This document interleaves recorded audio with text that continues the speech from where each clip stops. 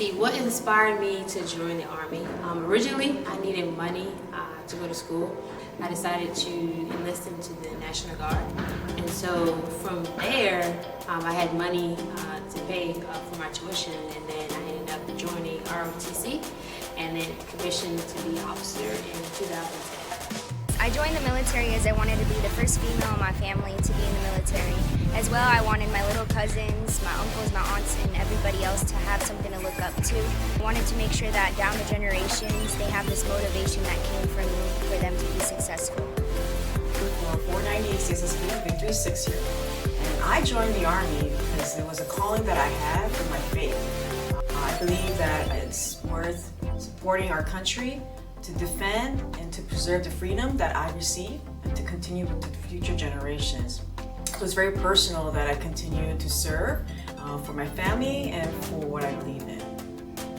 I joined the Army in 2006, a year and a half after graduation, to better myself, better my country, and to better my community. My name is Catherine Delaney, Sammy, and I am with the 19th ESC IG here on Camp Henry. And what drove me to join the Army, I would definitely say initially it was like a lot of people, finances and college, but later it turned into more about the patriotism and serving for my country. It shifted very fast to standing along with other people, because you get that sense of discipline and structure that you may not get in other environments. What keeps me going to serve in the Army is the energy and the interactions that I have with our soldiers, leaders, and peers.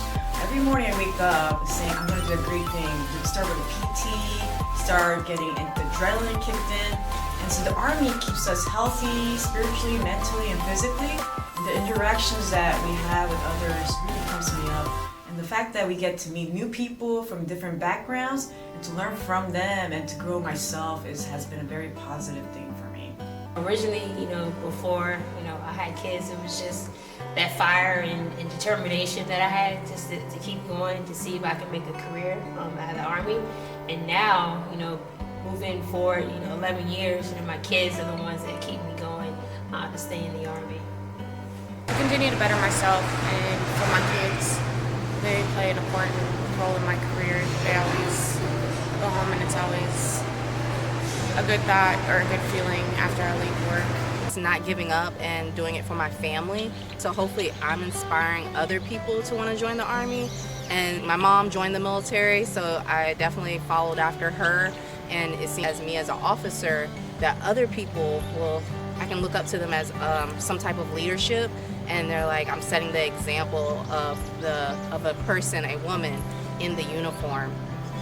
My motivation in the Army has been my daughter Zanaya, who's 3 years old. It's a different feeling when you wake up and you have a purpose. My purpose is my child growing up to be independent, strong, and ambitious when she gets older.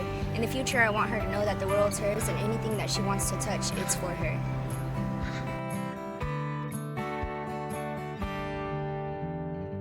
One of the challenges I have faced in the military is being a single mother. I have to wake up every morning, get my daughter together, and then drop her off at daycare, make sure that I'm able to conduct PT, and then go to work, and then go get my daughter, come home with it, which is a job within itself.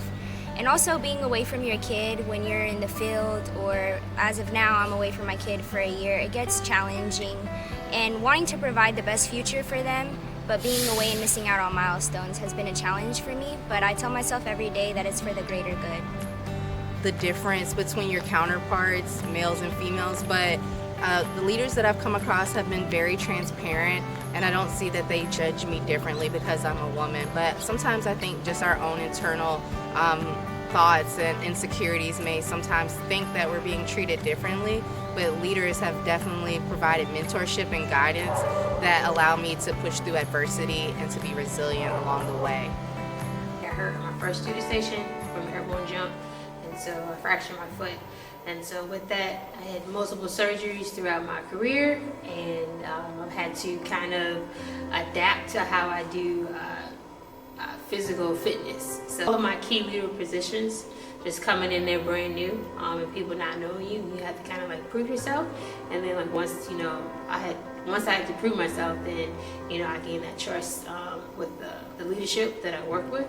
Transitioning into motherhood, and doing that work-life balance with being a mom when I come home, taking my leadership hat off and just trying to be a mom when I'm at home. And so, my kids today are like, "Mom, you're always working," but I'm working, to be able to support the family. And you can also see how, being me, just understanding that you can wear multiple hats and just how to balance all that.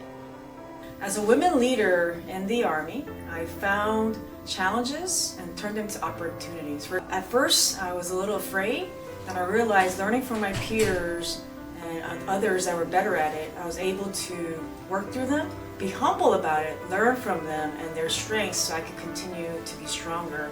So I take all challenges and turn them to opportunities to share with others so they could also overcome some of their fears they may have. Being in the Army, as the Army changes, we learn that there's new things that we have to work through and to share. And additionally, as I lead this formation of great men and women in Victory Battalion, it makes me very proud that all of us work together to achieve the common ground and common goal.